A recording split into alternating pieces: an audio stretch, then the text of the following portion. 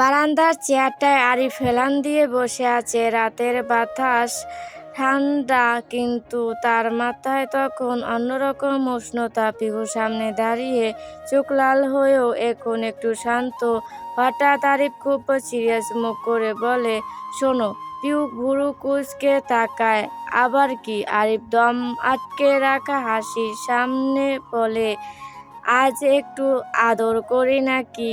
কাল তো এমনিতেই বিয়ে করব, হাফ বাসরটা আজকে করে ফেলি। পিহু প্রথমে বোঝেই না, এক সেকেন্ড পর কথা ঢুকতেই এই চোখ বড় বড় করে উঠে তার। আপনি একদম নির্লজ্জ বলেই সে ঘুরে চলে যেতে নেয়, কিন্তু আরিফ সুযোগ ছাড়ার পারত না।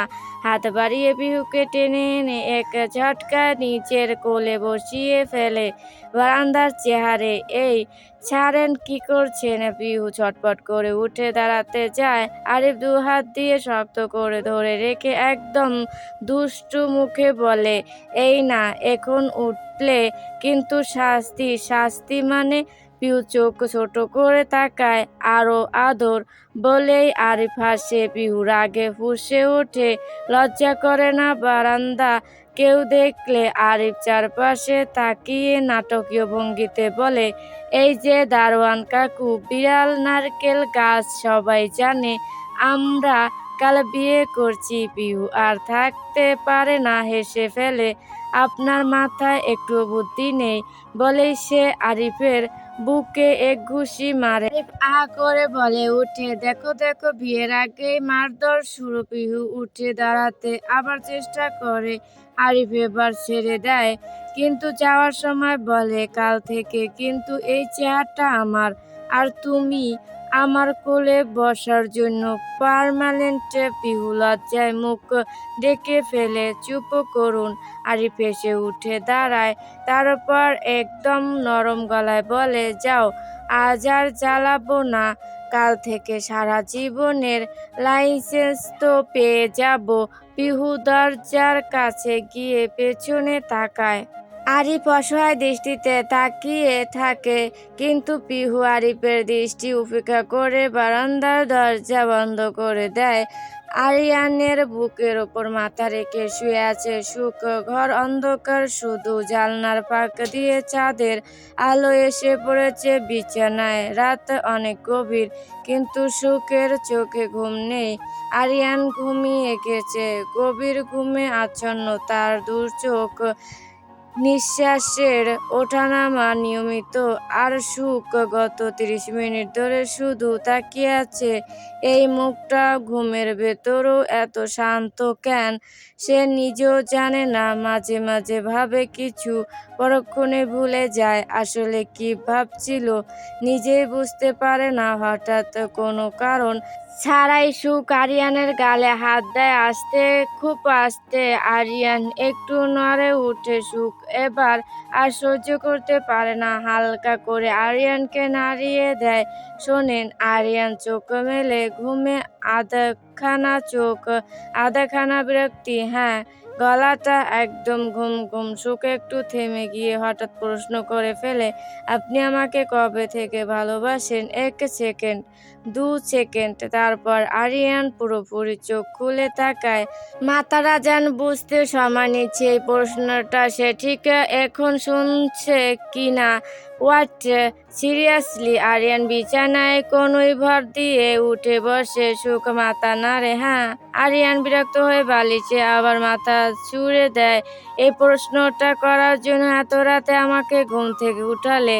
সুখ একটু আহত গলায় বলে, ঘুম তো এমনিতেও ভেঙেছিল, আমারটা তো ছিল। আরিয়ান চোখ বন্ধ করেই বলে, ঘুমের মাঝখানে মানুষ প্রশ্ন করে কবে থেকে ভালোবাসেন? সুখ ঠোঁট চেপে হাসি লুকানোর চেষ্টা করে। তাহলে বলুন না। আরিয়ান চোখ বন্ধ রেখে দীর্ঘশ্বাস ছাড়ে। শোনো, আমি এখন যদি উত্তর দেই তুমি আবার ভাববে আমি মিথ্যা বলছি। আমি ভাববো না। সুখ খুব সিরিয়াস। আরিয়ান এবার চোখ খুলে সুখের দিকে তাকায়। এই চোখে তাকিয়ে আর রাগ ধরে না। ঠিক কবে থেকে জানি না, সে ধীরে বলে, হয়তো তখন থেকে যখন তোমাকে রাগ করতে দেখেও আমার হাসি পেত। সুখ চুপ করে থাকে, অথবা তখন থেকে যখন বুঝছিলাম তোমার কান্না থামতে আমি নিজের সবকিছু দিয়ে দিতে পারি। সুখের চোখ ভিজে আসে। আরিয়ান হঠাৎ হেসে ফেলে, কিন্তু এই কথাগুলো কাল সকালে বলা যেত। সুখ আর কিছু বলে না, মুখটা আরিয়ানের বুকে গুজে শক্ত করে জড়িয়ে ধরে। নিশ্চিন্ত মনে ঘুমিয়ে যায়। সকাল ঠিক 8টা। রুবি বেগম আর খাদিজা বেগম ডাইনিং টেবিলে খাবার সাজাচ্ছেন।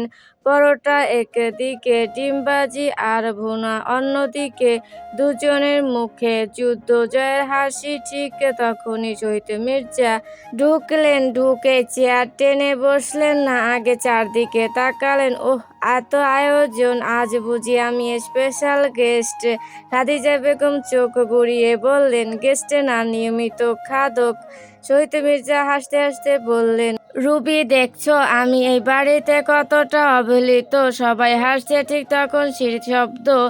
আরিয়ান নামছে, সাদা শার্টের, মুখে আধা ঘুম আধা বিরক্ত ভাব। টেবিলের একদম কাছে আসতেই ধাক্কা। তানিশা পেছন থেকে এসে হঠাৎ ধাক্কা খেয়ে সোজা গিয়ে আরিয়ানের গায়ের ওপর পড়লো, একদম আইস করে পিছনে হেলে পড়ার অবস্থা। রুবি বেগম চেঁচিয়ে উঠলেন, আরে সাবধানে! আরিয়ান একদম থির।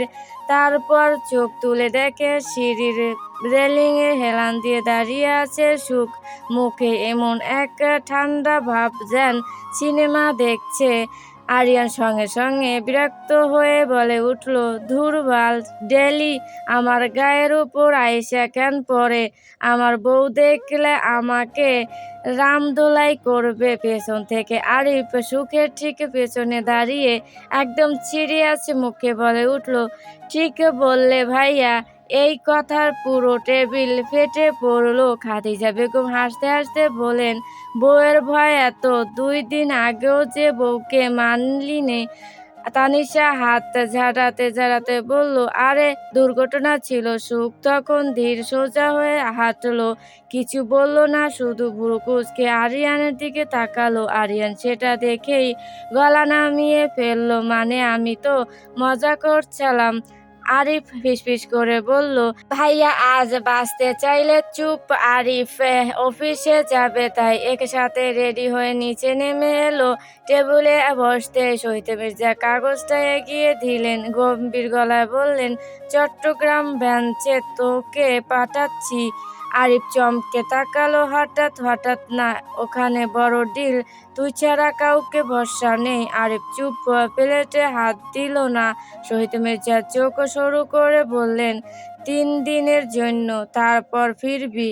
এই 3 দিনটাই যেন আরিফের মাথায় বাজে পড়ল। সে কিছু বলল না, শুধু মাথা নাড়ালো। দুপুর ঠিক 1টা 20 মিনিটের কাছাকাছি। রোদটা তেমন কড়া না, কিন্তু বাতাসে একরকম অস্থিরতা। কলেজের সামনের রাস্তায় একটা কালো রঙের গাড়ি দাঁড়ানো। গাড়ির পাশে হেলান দিয়ে দাঁড়িয়ে আছে আরিফ।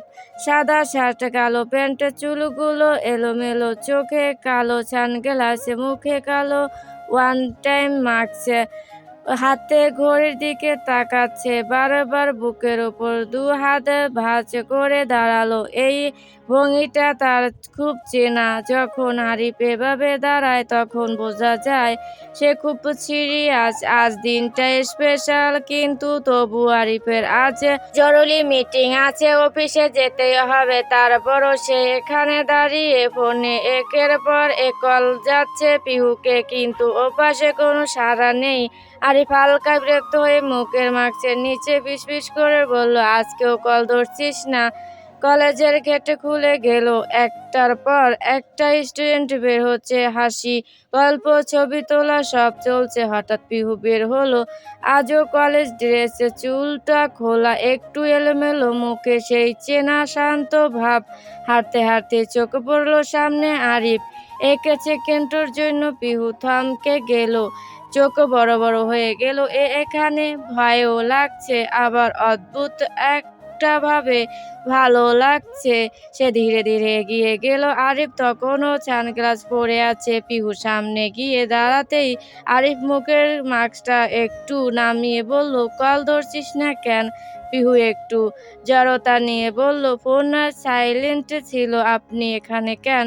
কখন এসেছেন? আরিফ সোজা উত্তর দিল, মিটিং আছে, আজই এসেছি। এসেই আপনাকে দেখতে এসেছি। পিহুর ভুরু কুঁচকে গেল। দেখা শেষ, এখন মিটিংয়ে যান। আরিফ কিছু না বলে পকেট থেকে আরেকটা মাস্ক বের করলো, পিহুর হাতে দিয়ে বলল, এটা পর। পিহু অবাক, কেন?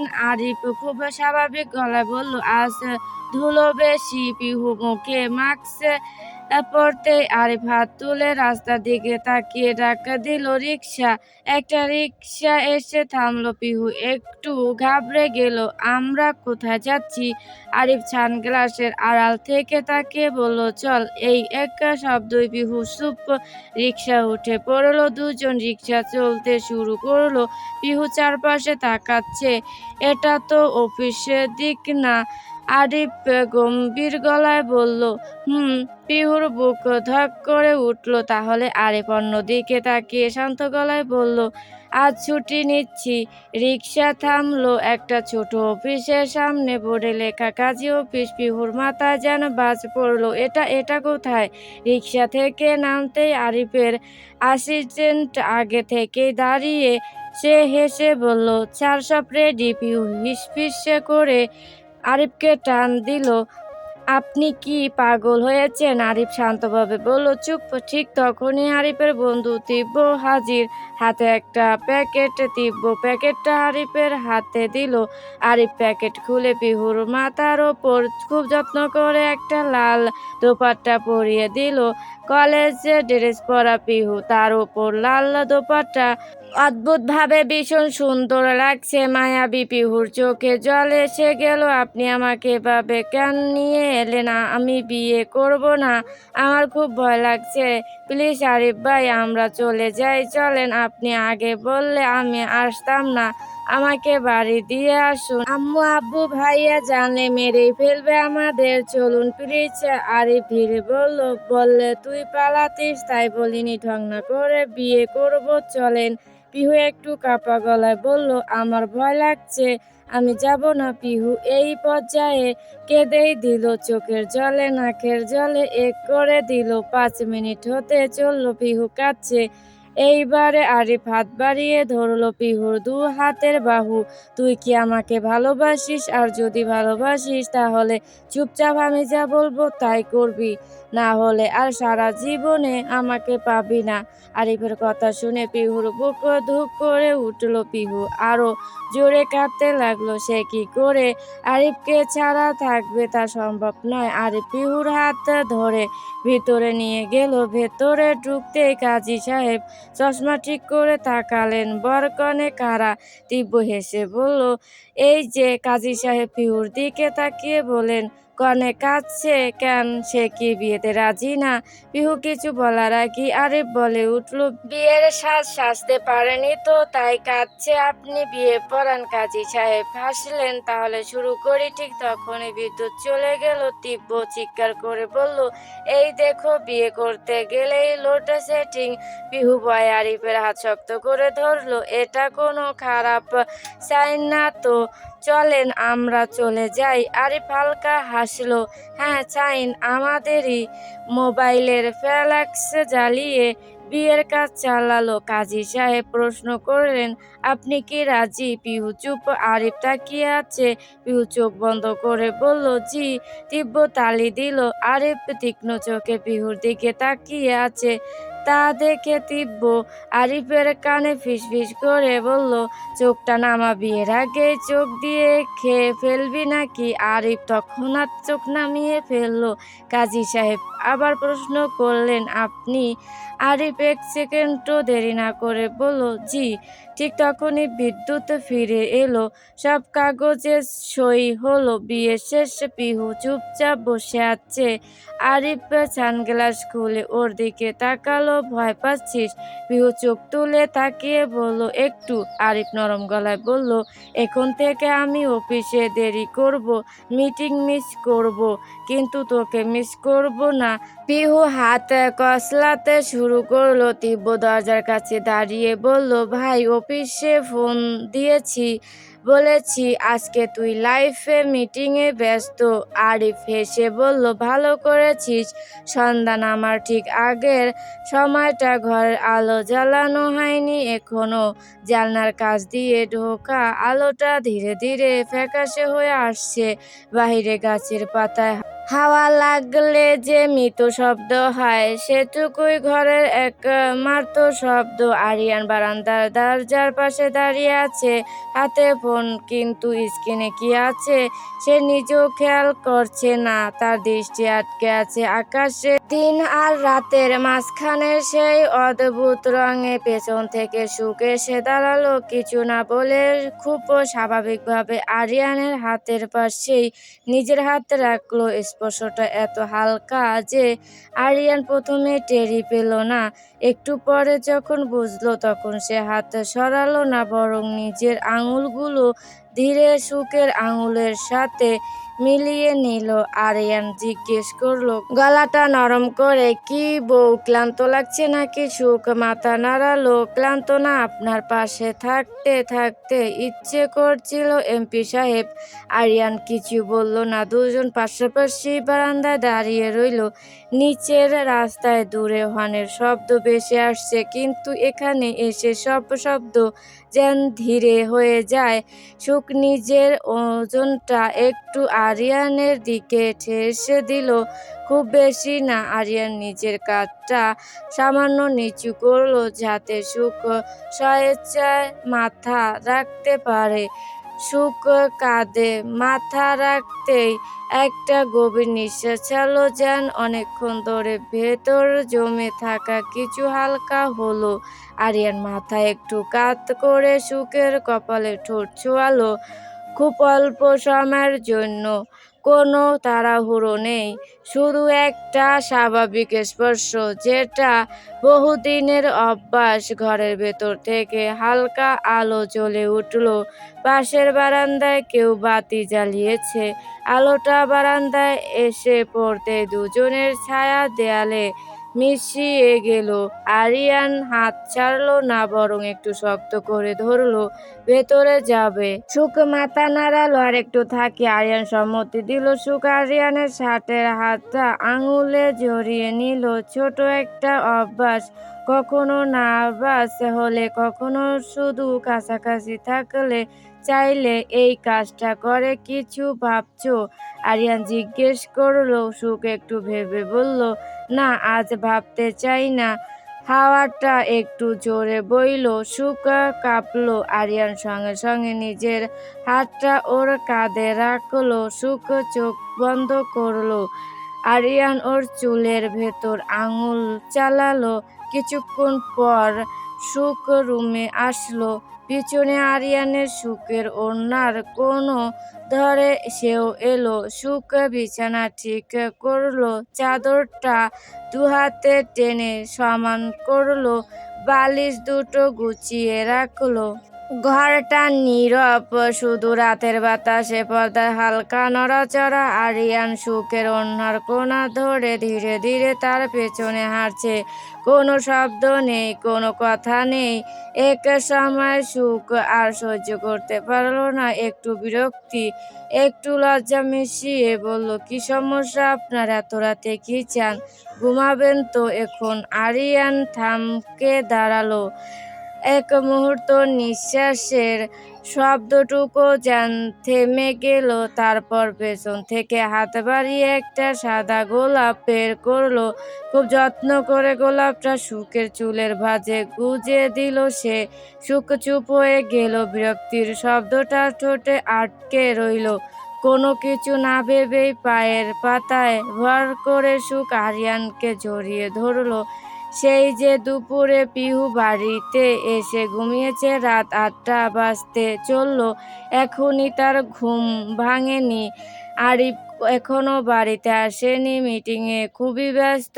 ডেস্কটপ থেকে মোবাইলটা হাতে নিয়ে পিহুকে কল দিল। অনেকক্ষণ হলো বউটার সাথে কথা হয়নি। পরপর 2বার কল করতে পিহু কল রিসিভ করে ঘুম ঘুম গলায় হ্যালো কে বলে উঠল ফোনের উল্টো পাশে। আরিফ পিহুর এমন কণ্ঠ শুনে চেয়ারে নিজের সম্পূর্ণ ভর ছেড়ে দিয়ে বলল, হাই মেরে ফেলবে নাকি? বউ বউ শব্দটা শুনতে পিহুর ঘুম ছুটে গেল। সে উঠে বসলো বিছানায়, তারপর চোখ ডলে ফোনের স্ক্রিনের দিকে তাকিয়ে আবার ফোন কানে তুলে বলল, আপনি কোথায়?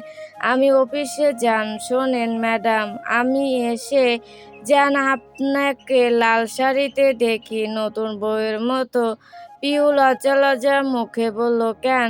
আরিফ মুচকি হেসে বলল, কারণ আজকে শরীয়তে মোতাবেক আমার বাসর। পিহু কোনো কথা না বলে কল কেটে দিয়েছে। আরিফ ফোনের দিকে তাকিয়ে শব্দ করেই হেসে উঠল। রাত 10টা। সকলে সবার রুমে চলে গেছে। খাওয়া দাওয়া শেষে সুখ আরিয়ান রুমে এলো। আরিয়ানের হঠাৎ ফোন আসায় বারান্দায় চলে গেল। সুখ বিছানা ঠিক করতে লাগলো। হঠাৎ কেমন যেন বমি বমি পেল। তড়িঘড়ি করে ওয়াশরুমে গেল, বমি এলো না। সুখ কুলি করে নিল। আয়নার সামনে দাঁড়িয়ে নিজের দিকে তাকিয়ে বুকের ভেতর অজানা আশঙ্কা জমতে লাগলো। পিরিয়ডের তারিখ অনেক আগেই পেরিয়ে গেছে। সন্দেহটা আর চেপে রাখতে পারলো না। ড্রয়ার থেকে প্রেগন্যান্সি কিট নিয়ে ব্যবহার করলো। কয়েকটা সেকেন্ড অপেক্ষার পরপরই হঠাৎ চোখে পড়লো 2টো দাগ পজিটিভ। এক মুহূর্তের জন্য দম বন্ধ হয়ে এলো সুখের। তারপর হঠাৎ একটা চিৎকার বেরিয়ে গেল তার মুখ থেকে। সুখের হঠাৎ চিৎকার শুনে আরিয়ান দৌড়ে ফোন হাতে নিয়ে সঙ্গে সঙ্গে ওয়াশরুমের সামনে এসে দাঁড়ালো। ওয়াশরুম থেকে বের হয়ে এলো সুখ। সুখ স্তব্ধ হয়ে দাঁড়িয়ে রইল। আরিয়ান এসে সুখের হাত ঝাঁকি দিয়ে জিজ্ঞেস করলো, কি হয়েছে? চিৎকার করলে কেন? ব্যথা পেয়েছো? সুখ কিছু না বলেই হাতটা সামনে আনলো। আরিয়ান উৎসুক দৃষ্টিতে হাতের দিকে তাকালো। সুখের হাতে কিটটা দেখে আরিয়ানের চোখে বিশ্বাস আর আনন্দ একসাথে ঝলমল করে উঠল। এক কথাও না বলে আরিয়ান সুখকে কোলে তুলে নিল। চোখ ভিজে গেল দুজনেরই। আরিয়ান ইউটিউব খুলে যেই গানটা সামনে পেল সেটাই চালু করলো। সঙ্গে সঙ্গে লালনা ও লালনা গানে বেজে উঠলো। আরিয়ান পাগলের মতো নাচতে লাগলো। সুখ মুখ চেপে ধরে হাসতে লাগলো। হাসি কান্নার আনন্দে ভরা সেই মুহূর্তে তারা দুজন ইচ্ছে মতো নাচলো। ভালোবাসার জীবনে আজ এক নতুন পরিচয় যোগ হলো।